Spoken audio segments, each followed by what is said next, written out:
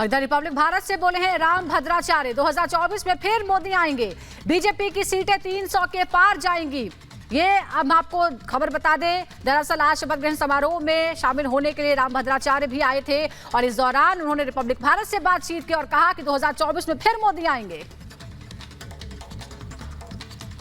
24 के लिए क्या कहेंगे महाराज जी आप? मोदी जी आएंगे, मोदी जी भी रिपीट, मोदी जी भी रिपीट।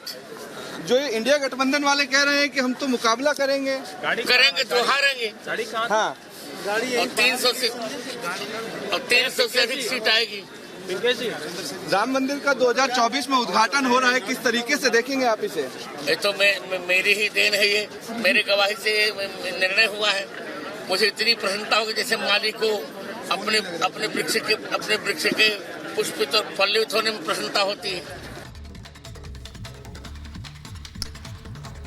और वहीं मध्य प्रदेश के मुख्यमंत्री मोहन यादव ने नई सरकार को बधाई दी है और कहा कि 2024 में मध्य प्रदेश में सभी सीटें जीतकर पीएम मोदी को फिर से प्रधानमंत्री बनाएंगे।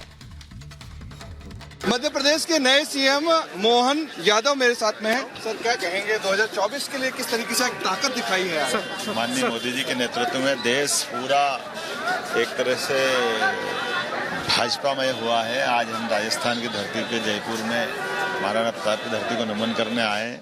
मेरे मित्र भजनलाल जी ने आज शपथ ली है। भारतीय जनता पार्टी के नेतृत्व ने जो एक तरह से वर्तमान के माहौल में जो एक आयोजन किया है, वाकई काबिले तारीफ है। मैं उनको अपनी ओर से शुभकामना देता हूँ, बधाई देता हूँ। उम्मीद करता हूँ वो अपने काम से जनता की सेवा करेंगे। सर, यंगस्टर्स को, सेकंड पीढ़ी को बीजेपी आगे लेकर के आ रही है, तो 2024 में आप किस तरीके से देखते हैं? निश्चित रूप से जनता इसी बात को पसंद है। जो दुनिया का सबसे युवा देश भारत है और भारत में हम अपने राज्यों में अगर युवा नेतृत्व को पार्टी बढ़ा रही भारतीय जनता पार्टी, तो निश्चित रूप से वो बहुत माननीय नड्डा जी, हमारे राष्ट्रीय अध्यक्ष जी को मैं बधाई देना चाहूंगा, जिनने हम सबको मौका दिया। एक लास्ट अंतिम सवाल है। इंडिया गठबंधन कहता है कि हम ताकत में मजबूत रहेंगे और हम मुकाबला करेंगे बीजेपी का। 24 में कैसे मुकाबला? देखिए, तीनों राज्यों के चुनाव के रिजल्ट ने बता दिया है कि ताकत किसके पास है। अब बताने की जरूरत नहीं किसी।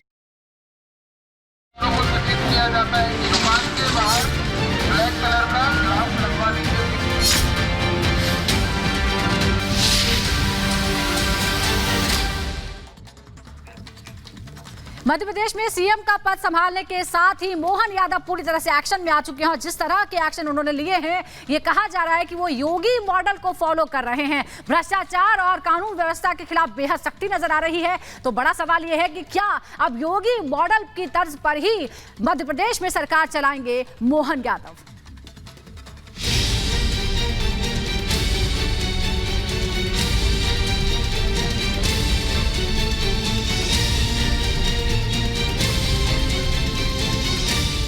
मध्य प्रदेश में नई सरकार बनते ही हर तरफ योगी मॉडल की गूंज सुनाई दे रही है। मुख्यमंत्री बनते ही मोहन यादव सुपर एक्टिव हो गए। धार्मिक स्थलों से लाउडस्पीकर हटवाए जा रहे हैं। अवैध मीट की दुकानों पर एक्शन होने लगा है, तो आरोपियों के घर पर बुलडोजर गरज रहा है। तो भोपाल की तमाम जो मीट मार्केट है, वहाँ पर नगर निगम की टीम एक्शन करते नजर आ रही है। आप मुनादी जो होती है, अनाउंसमेंट जिसे कहते हैं, वो कर रहे हैं। क्या अनाउंसमेंट कर रहे हैं हम सुनते हैं। आप लोग क्या अनाउंसमेंट कर रहे हैं, एक बार करके बताइए। सभी दुकानदारों को सूचित किया जाता है 7 दिन के अंतर्गत सभी मीट शॉप वाले अपना लाइसेंस रिन्यू करवा लें और जिसके पास लाइसेंस नहीं है वह लाइसेंस बनवा लें। एवं आप सभी दुकानदारों को यह भी निवेदन किया जाता है कि जब आप मीट कटिंग करें तो आपकी दुकान के बाहर लाइसेंस के नॉर्म्स के अकॉर्डिंग व्यवस्थाएं होनी चाहिए, गिलास लगा होना चाहिए, तभी आप मीट कटिंग करें। एवं आप सभी नॉर्म्स के अकॉर्डिंग अपनी मीट शॉप चलाएं, अन्यथा 7 दिन के अंदर आपके चालानी कार्रवाई की जाएगी।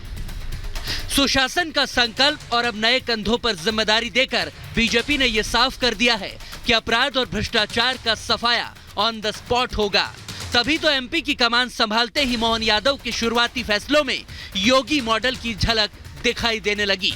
मोहन सरकार के फरमान पर नजर डालें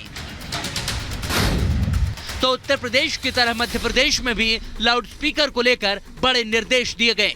तो शपथ के 24 घंटों के भीतर ही बुलडोजर एक्शन हुआ और खुले में मांस मछली की दुकानों पर बिक्री करने पर रोक लगा दी गई।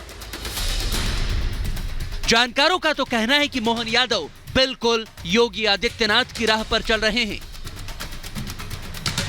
एमपी की नई नवेली सरकार अपराध और भ्रष्टाचार के खिलाफ किस प्रकार स्वच्छता अभियान चला रही है, इसकी पहली तस्वीर तो मोहन यादव के शपथ लेने के महज 24 घंटों के भीतर ही सामने आ गई। मोहन राज में सबसे पहले बुलडोजर एक्शन से शुरुआत हुई। भोपाल में जनता कॉलोनी में बुलडोजर एक्शन देखने को मिला, जहां बीजेपी के कार्यकर्ता का हाथ काटने के आरोप में बड़ा एक्शन हुआ और इसके तहत आरोपी फारूक राइन के घर पर बुलडोजर चलाया गया। इसके बाद आरोपी फारूक को गिरफ्तार कर लिया गया। बुलडोजर कार्रवाई के बाद मोहन सरकार ने धार्मिक और सार्वजनिक जगहों पर लाउडस्पीकर को लेकर गाइडलाइंस जारी कर दी। तेज आवाज में बिना अनुमति लाउडस्पीकर के इस्तेमाल पर पूरे मध्य प्रदेश में बैन लगा दिया गया है। आदेश में कहा गया है कि सुप्रीम कोर्ट की गाइडलाइंस के हिसाब से ही लाउडस्पीकर बजेंगे। कुछ जगहों से तो लाउडस्पीकर के खिलाफ कार्रवाई की तस्वीरें भी सामने आ चुकी हैं। लाउडस्पीकर और बुलडोजर फरमान के बाद मोहन यादव ने एक बार फिर सभी को अपने फैसले से चौंका दिया। ताबड़तोड़ फैसला लेते हुए नई सरकार ने खुले में मांस मछली की बिक्री पर रोक लगाने का आदेश दे दिया। उज्जैन में तो अवैध मीट की दुकानों पर फौरन एक्शन भी शुरू हो गया। नए आदेश के मुताबिक खुले में मांस की दुकान चलाने वालों के खिलाफ बड़ा एक्शन होगा। वहीं सभी को खाद्य विभाग के नियमों का पालन करना ही होगा।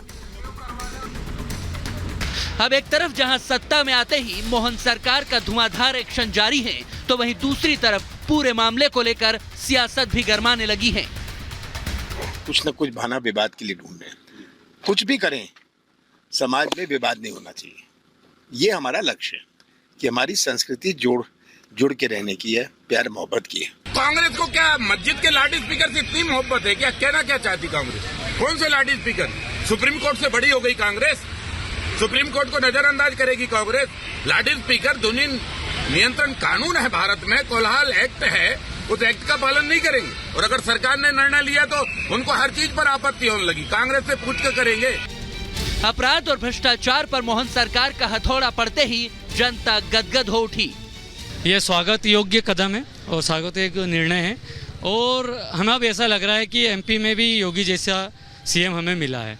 और क्यों ना हो, जो ऐतराज कर रहे हैं पहले उनकी मानसिकता समझ लीजिए। उनको सिर्फ विरोधी करना है क्योंकि उन्होंने हमेशा विरोध की राजनीति की है। अरे धर्म के मामले में जो है बोला गया है कि ये प्रतिबंध लगाया जाए। किसी एक पर्टिकुलर धर्म के लिए अपने ये जो विरोध कर रहे हैं, जो विरोध कर रहे हैं वो उनकी मानसिकता जो है वो खराब है। मैं भी यही कहूँगा कि जब सभी सर्वधर्म के लिए है तो जो फैसला है वो मान्य होना चाहिए। शासन ने जो ये निर्णय लिया है, हमारे जो नव मुख्यमंत्री महोदय हैं, तो ये अभिनंदन योग्य फैसला है कि प्रदेश को इसका अभिनंदन करना चाहिए। लाउड स्पीकर की बात है तो बच्चों की शिक्षा, बुजुर्ग घरों में रहते हैं, 1 डेसिबल के ऊपर अगर वो बजता है और उसका एक समय तय होना चाहिए जिसके कारण बच्चों को, बुजुर्गों को, परिवारों को समस्या नहीं होनी चाहिए।